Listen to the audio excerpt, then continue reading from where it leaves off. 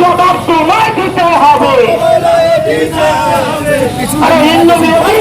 ধিক্কার ও প্রতিবাদ মিছিল করে প্রতিবাদ করলেন সাধু সন্ন্যাসী ও সাধারণ মানুষ।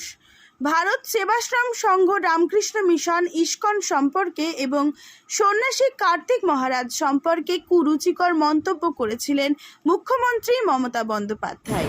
আপনারা জানেন যে বিগত কয়েকদিন আগে আমাদের পশ্চিমবাংলার প্রশাসনিক প্রধান তিনি যে সনাতনীদের উপর বেলডাঙ্গার মহারাজ কার্তিক মহারাজের উপর যে কুরুচিকর মন্তব্য করেছেন এবং একজন নির্বাচিত জনপ্রতিনিধি যেভাবে বলেছেন যে 1-2 ঘন্টার মধ্যে সনাতনীদেরকে কেটে গঙ্গার জলে ভাসিয়ে দেবো। আজকে মুর্শিদাবাদে 30-70 ডেমোগ্রাফি, বীরভূম জেলায় কিন্তু 60-40 হয়ে গেছে।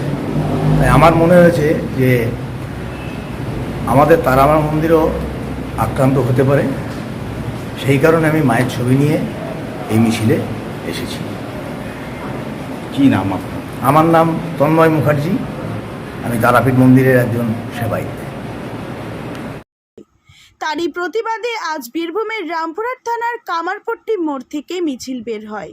মিছিলটি রামপুরহাট শহর পরিক্রমা করে এসডিও অফিসে একটি স্মারকলিপি জমা দেওয়া হয়। লিখিত স্মারকলিপিটি রাষ্ট্রপতিকে এসডিপির মাধ্যমে পাঠিয়ে দেওয়ার জন্য জমা দেওয়া হয়।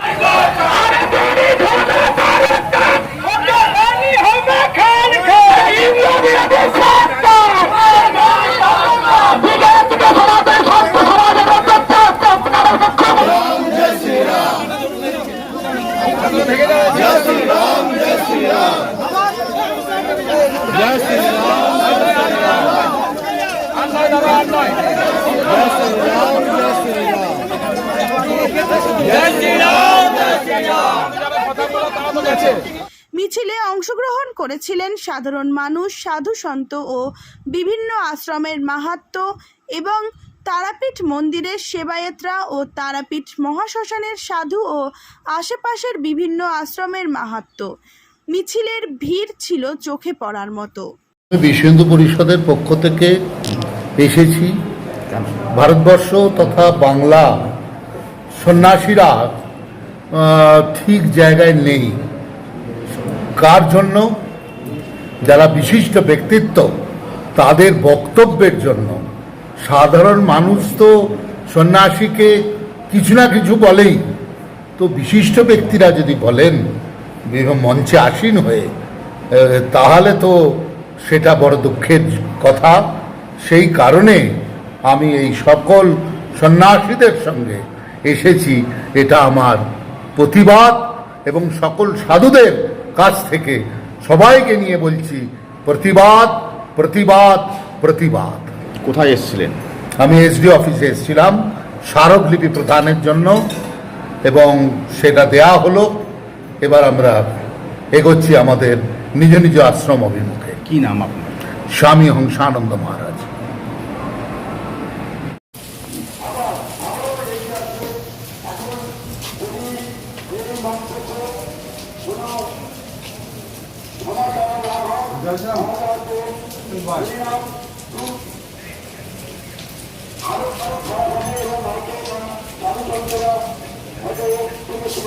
আন্দোলন করতে পারে।